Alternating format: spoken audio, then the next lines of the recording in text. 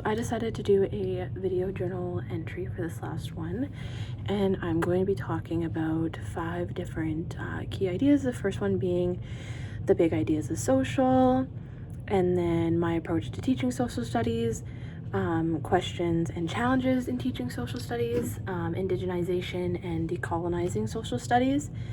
And then my final one is like the impact of teaching social studies. So let's just start with that first one.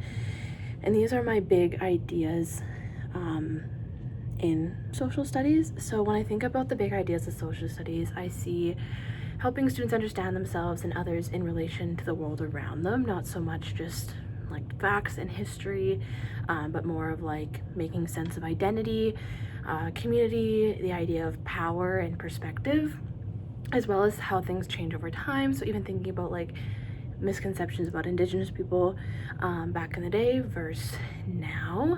I think it's really important that students begin to question those stories and stereotypes and be told like who's missing, like always thinking about like representation, while also learning about like, you know, that curriculum information that they need to as well.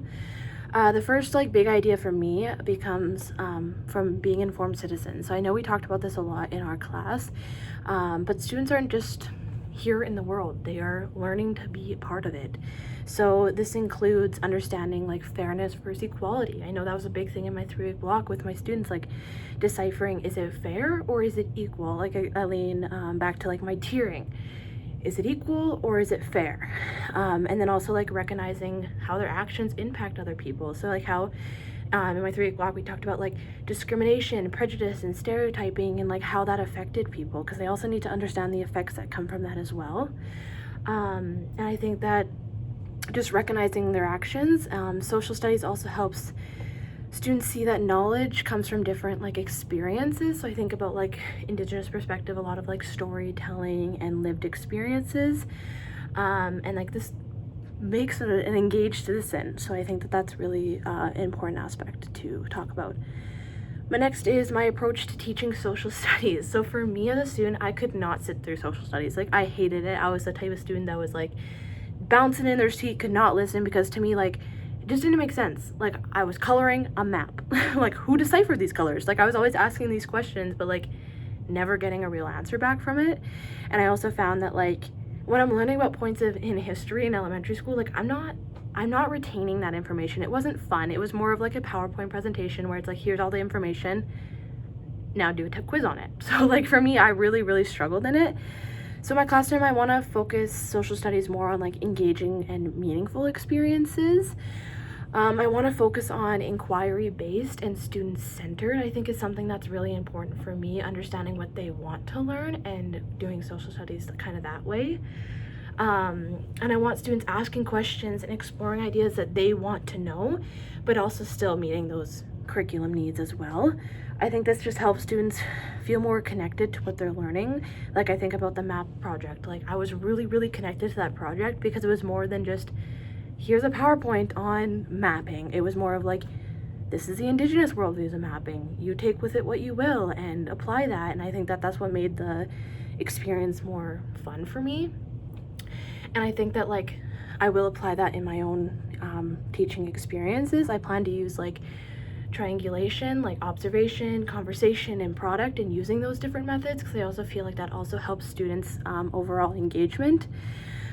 So far what I've seen from students, when they're given different ways to express their understanding, they do very well. I think back to my 3-week block and like having students, giving them those tiered lessons, and that they still were doing different things, but the outcome and the goal was still the same for each student. Another one I plan to bring in is my current events article that we did in this class as well. I think that it's like a fun and engaging assignment that can make students want to learn more.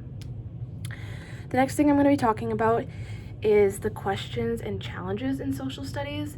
So I know that teaching social studies comes with challenges that can lead to hard conversations. Some of these topics that like I think about right away are like Indigenous history, diversity, discrimination, and like how that can arise in difficult conversations. And I want to be very intentional with how I teach these topics, but also I want my students to feel safe and welcomed in the classroom, so conversations before these hard topics will happen, and to outline the expectations of how these hard conversations will lay out. I think another challenge is making sure that all students do feel represented, so like carefully choosing my resources was something that I constantly think about. The next thing I want to talk about is indigenization and decolonizing social studies. So for me, indigenizing social study means more than just adding a sprinkle of Indigenous content in. It's about like the ongoing impact in the classroom, and I want to include Indigenous perspectives throughout the entire year, not just like one specific unit on Indigenous people, if that kind of makes sense. Sorry.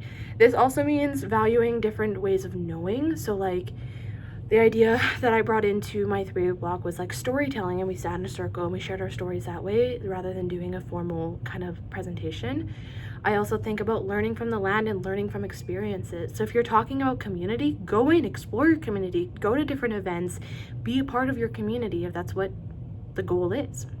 I think I also want to challenge colonial norms. So like in my 3-week block, we did this one lesson about misunderstandings and misconceptions in media, and we watched videos of Indigenous people and how they were represented in like old Disney movies versus now. And I think that that really helped kind of clear up those misconceptions of Indigenous people, and also challenge those colonial norms. I also just want to make sure that Indigenous voices are represented accurately and respectfully, because not only like I can show a video of an Indigenous person, absolutely, but it's like, are they being accurately represented? Who's actually sharing their story? Is it them, or is it a white man deciding to share their story because they need to? So my decolonizing in my teaching so far has looked like including aspects of storytelling, like I told you before, relationship building, and learning historical misunderstandings and stereotypes of Indigenous people. The last thing I want to talk about is the impact of teaching social studies. So I see social studies having a huge influence on how students kind of understand themselves and the world around them. I think that social studies shapes the way they view the world and interact within it. So I think back to like meaningful and inclusive ways of teaching social studies and how that can impact students to develop like empathy and like question those stereotypes and become more aware and active, engaged citizens within their community. I've also said before, like my journey in social studies was far from a great experience, so I believe that intentionally planning for inclusive and engaging lessons will create engaged citizens, and overall students will learn more from it. So yeah, these were kind of my 5 responses to those questions, and overall I think my biggest takeaway is just like how to make social studies more engaging, but also not missing those Indigenous aspects and not missing those curriculums. So like finding the balance between everything. And I think that like I have a pretty good understanding now, but as of anything, I can always learn more and grow and be a stronger teacher. And yeah, that's kind of what I wanted to share.